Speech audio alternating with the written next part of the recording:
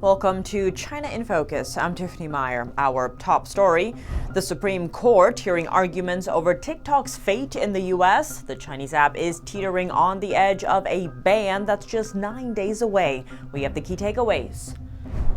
The Central Intelligence Agency tripling its budget for China-based targets. CIA Director William Burns details the challenges that lie ahead. Chinese-made connected cars might soon face their final days in the U.S. Commerce Secretary Gina Raimondo said a rule to crack down on the high-tech imports is in its final stages. That's to tackle concerns over data and national security. And reports from 2 Chinese mothers highlight a concerning trend. Too many people are sick in China, and hospitals are struggling to serve demand. What we know so far.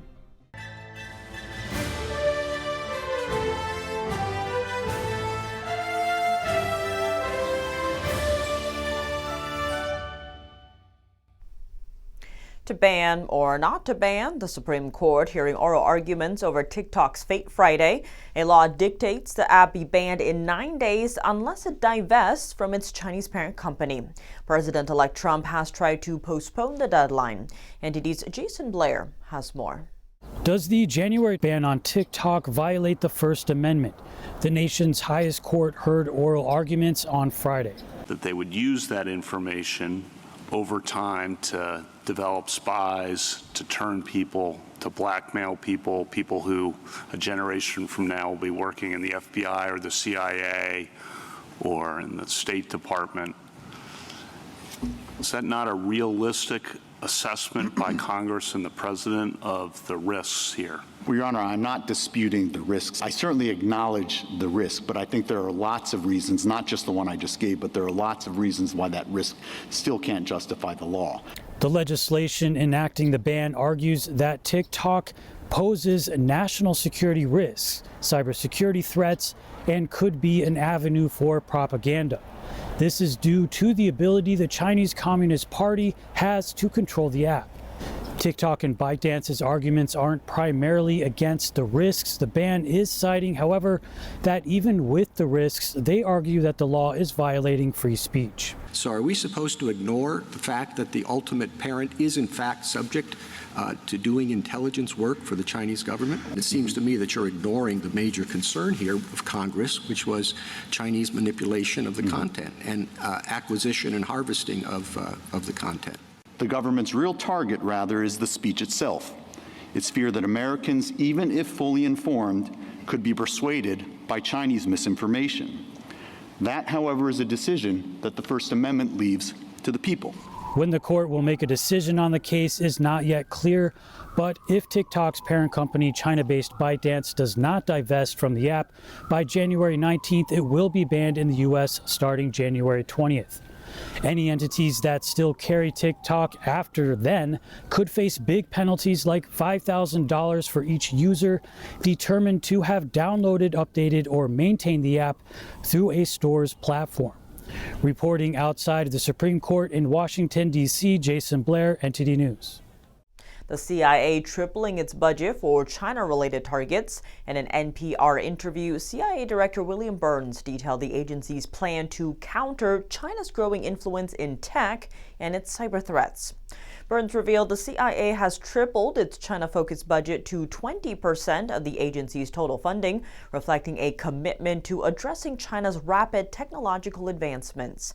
He called China's tech revolution a pivotal challenge in the global power competition. He also highlighted efforts to, quote, revolutionize the practice of intelligence to stay ahead of emerging threats. Burns cited a cyber attack from Chinese hacking group Salt Typhoon last year, targeting 2 U.S. telecom companies. He called it a reminder of China's cyber sophistication and the need for urgent CIA focus. Outgoing Commerce Secretary Gina Raimondo says her department has a new regulation in the works and will target China's auto imports as early as next week. She said there are at least 2 million Chinese cars here in the U.S. that could pose threats against American people, and the government needs to address it. NTD's Flora Hua is following the story. Flora, what can you tell us? Yes, Tiff, the new rule mainly takes aim at Chinese software and hardware used in vehicles. Roughly a year ago, the Commerce Department launched a probe into imports of what are called connected vehicles. These connected cars can communicate with other devices, and they can collect data on both the roads they drive on and their passengers by linking up with smartphones. Here's a concern. The government says that collected data could pose a major risk to U.S. national security if it ends up in adversaries' hands. The Commerce Department specifically called out China in a statement about the new regulation. Officials say the new measure is now in its final stage before being implemented. That's after the department opened a channel to collect public comments from the industry. The new rule could essentially ban Chinese-made connected cars from entering the U.S. market. A push to prevent U.S. biotechnology from falling into Beijing's hands, the House Select China Committee is urging the Biden administration to restrict exports of U.S. biotechnology to China's military. They say American companies should have to get a license before working with Chinese military hospitals. That's over concerns that Beijing could weaponize biotech to develop toxic pathogens. Here's a closer look. They raised concerns about risks to national security, healthcare, and medical data in a letter to Commerce Secretary Gina Raimondo. The move reflects growing alarm over China's expanding role in biotechnology. In August, lawmakers called on the FDA to increase scrutiny of U.S. clinical trials in China, citing intellectual property theft and reports of forced Uyghur participation in those trials. They say U.S. firms have worked with Chinese military-run hospitals, including in Xinjiang. Human rights abuses against Uyghurs have been documented in the region. Next, some updates on a recent uptick of another virus inside China, Influenza A. A local Chinese news agency recently shared a report from a mother living in Beijing. She was trying to book a doctor's appointment when her child came down with a fever and started coughing, common symptoms of respiratory diseases. She discovered that getting medical attention wouldn't be so easy. She said 2 hospitals she visited were over capacity. One of them said there would be a 3-hour wait for the emergency room. The third hospital she went to finally accepted her child, but said there were 1,000 patients waiting to be seen ahead of them. Another mother from Wuhan said she encountered the same challenge when seeking a doctor for her son, who displayed similar symptoms. Likewise, she described the hospital's lobby as full of waiting patients. Both mothers' experiences happened in recent weeks. China's foreign ministry dismissed concerns Friday after some suggested a recent surge of a different virus called HMPV could lead to a global pandemic. Beijing argues the virus is just a common respiratory disease. Beijing has a history of covering up the true data on catastrophes and pandemics. We'll keep you updated on the latest about the virus through NTD's exclusive channels, which allow us directly to talk to people living in mainland China. Ontario Premier Doug Ford has called China the primary concern for trade imports and is urging a shift in focus from tensions between Canada and the U.S. In a Fox News interview, Ford accused China of using Mexico as a backdoor to import cheap goods into the U.S. and Canada, harming both American and Canadian jobs. He also criticized China for hijacking global supply chains to unfairly benefit its own companies at the expense of U.S. industries and communities. U.S. lawmakers have echoed concerns about China's control over global supply chains, identifying it as a top priority. Efforts are underway to de-risk the U.S. economy from China and its global proxies. It's an ambitious shift and a dramatic one compared to recent decades. Amid the tensions, Ford reaffirmed Canada's commitment to support the U.S. as an ally during this time. The U.S. has taken steps in response to China's massive breach into major U.S. telecom networks. That's according to U.S. National Security Advisor Jake Sullivan. In an unprecedented breach months ago, Chinese hackers accessed AT&T and Verizon's networks, tracking locations of millions of Americans. Does the hack suggest that China could cripple the U.S. network in times of war? Casey Fleming, CEO of Black Ops Partners, weighs in.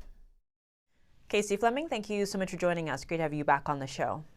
Great to be back.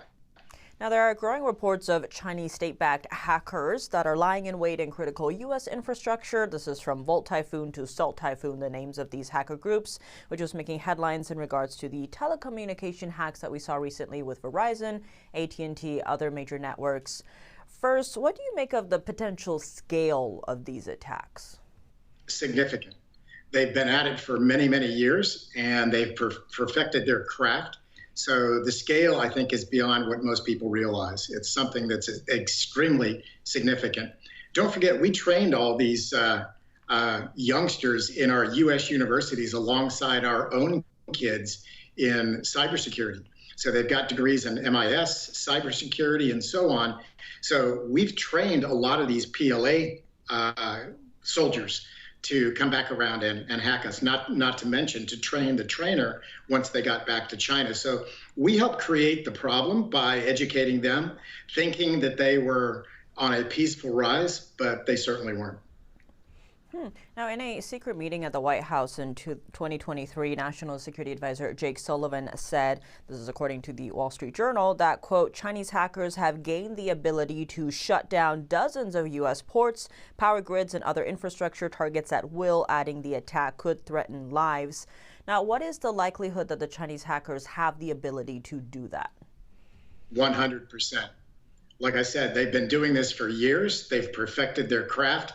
Before, they were kind of just clumsy inside the networks. Now they're kind of experts in our networks. And on top of that, our networks are very complex. They're very human-driven. And there are a lot of holes within our networks, the hardware, the software, and so on.